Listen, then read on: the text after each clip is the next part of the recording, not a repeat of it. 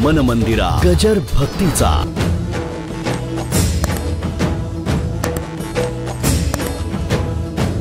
काही काळ आनंदाचा असतो.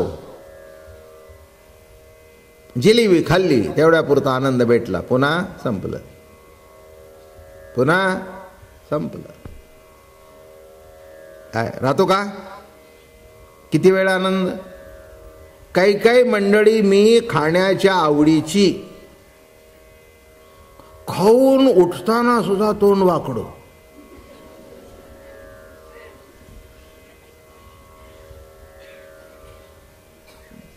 माझ्या आठवणीत आहे, आम्ही जुन्नरला गेलो होतो उत्सवाला. आणि जुन्नरला उत्सवाला गेल्यानंतर आमच्याबरोबर एक व्यक्ती होती, आबा त्यांचं नाव. खूप खाण्याची आवड त्या माणसाला.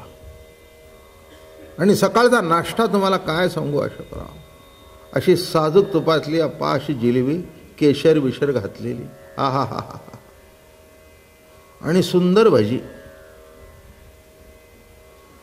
उठून जाऊ नका,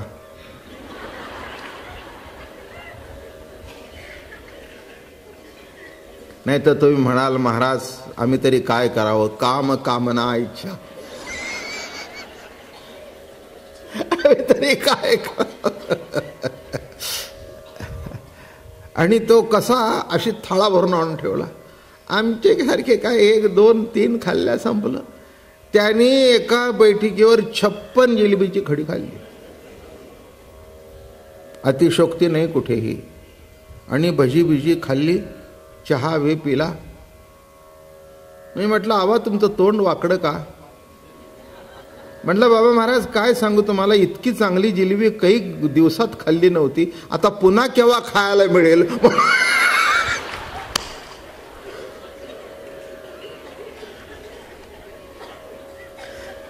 पुन्हा केव्हा खायला मिळेल. आणि 56च का खाल्ली, अजून देवाने कपॅसिटी का दिली नाही.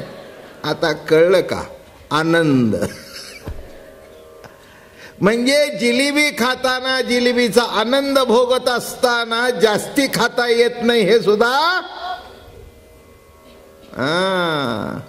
नित्यानंदा पुढे आनंद तो कोण. काय अवघड आहे. कुठेतरी रामायणात कथा मी वाचली होती, मागे पुढे होईल, मुद्दा लक्षात घ्या. एक गरीब ब्राह्मण होतो, तो आमच्या रामचंद्र प्रभूकडे गेला. म्हणाला महाराज आमची परिस्थिती फार वाईट आहे. रामचंद्रालाही वाईट वाटलं की एक गरीब ब्राह्मण आपल्या राज्यात राहतोय. ते म्हणाले त्याला दरवाजा उघडून द्या कोठ्याचा, तिथे सोन्याची नाणी पडली होती, जा म्हणले तुला जेवढी पाहिजे तेवढी घेऊन जा. सकाळी 8 वाजल्यापासून पण संध्याकाळी कोठी बंद होईतोपर्यंत, दिवस मावळीतोपर्यंत घेऊन जायचं. काय तुम्हाला सांगू, घेऊन जातोय, येतोय, धावतोय पळतोय, धावतोय पळतोय. संध्याकाळी 6 वाजले आणि तो दरवाजा बंद झाला. तर तो भांडण होत होता त्याशी.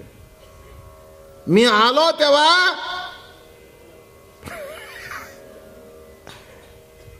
मी आलो तेव्हा नुकता दरवाजा अर्धा झाला होता, अजून टाइम झालेला नाही. उडाला. तितक्यात रामचंद्र प्रभू आवाज ऐकून आले. काय म्हणले, काय बाबा झालं? म्हणले तुम्ही सांगितलं होतं सूर्यास्तापर्यंत, आणि आत्ता मी आलो अर्धा दरवाजानं मला आतमध्ये शिरून देत नाही, नेऊन देत नाही. रामाने पाठीवरून हात फिरवलं. म्हटलं सकाळी बाबा राजा, सकाळी तुझ्याजवळ यातली किती नाणी होती? म्हणलं एकही नाही. आता किती आहेत? म्हणले माझ्या झोपडीत जागाच नाही. आता झोपडीत जागा नसताना सुद्धा अजून तू निजलायस, अजून जागा होत नाहीस, अजून जागा होत नाहीस. अरे काही नव्हतं तिथे, थप्पीच्या थप्पी लागली तरी तुला समाधान नाही. आणि राजा, नित्यानंद देणारा प्रत्यक्ष सच्चिदानंद रूप राम तुझ्या समोर असून तुला त्याचा मोह सुटत नाही. काय रे करू? त्या ब्राह्मणाची कथा मला माहिती नाही, पण आपण कमी जास्ती प्रमाणात यातलेच आहोत. कुणाला वस्तूचा असेल, कुणाला धनाचा असेल, कुणाला नावाचा असेल, भिन्न प्रकार आहेत. पंचविषय आहेत नाही का. शब्द आहे, स्पर्श आहे, रूप आहे, रस आहे, गंध आहे, सगळे विषय आहेत. काय अगदी एकाच वस्तूची आवड असेल अशातला काही भाग सांगता येत नाही. कुणाला पैशाची असेल, कुणाला वस्तूची असेल, कुणाला लौकिकाची असेल, कशाची भिन्न भिन्न आवड असेल. पण लक्षात ठेवा, शेवटी आनंद कशात आहे? नित्यानंदा पुढे आनंद तो कोण. आणि इथे काय घडलं? गवळणींना नेमकं कळलं की नित्य आनंद कशात आहे. नित्य आनंद कळला म्हणून घरदार प्रपंच मुलं बाळ सर्व सोडायला निघाले.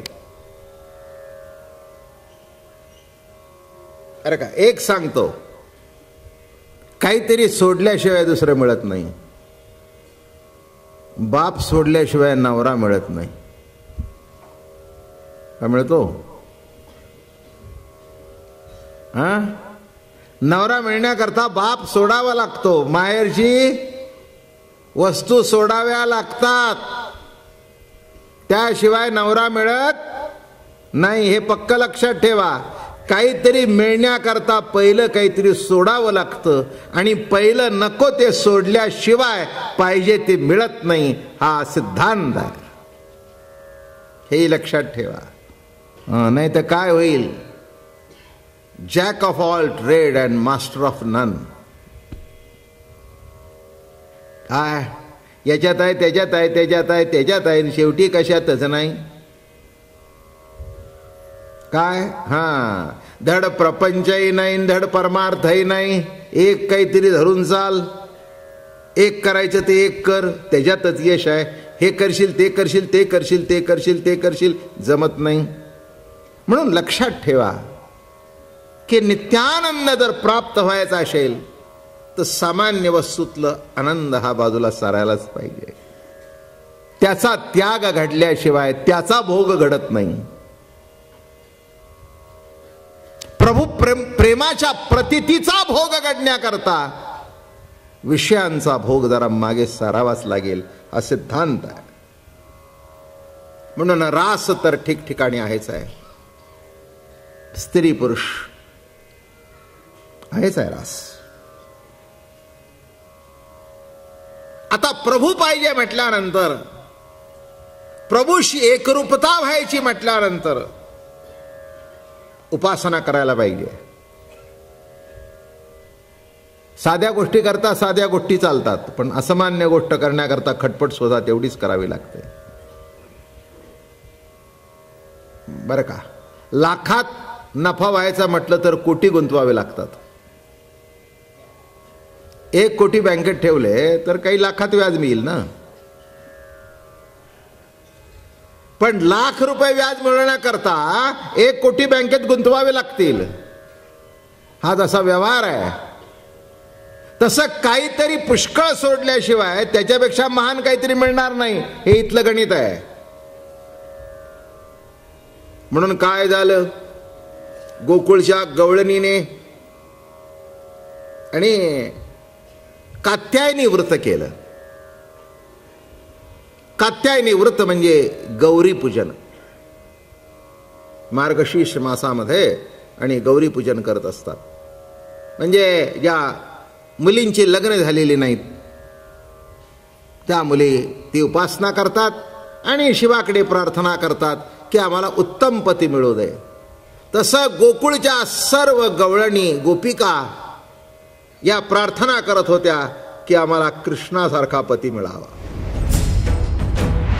मन मंदिरा गजर भक्तीचा.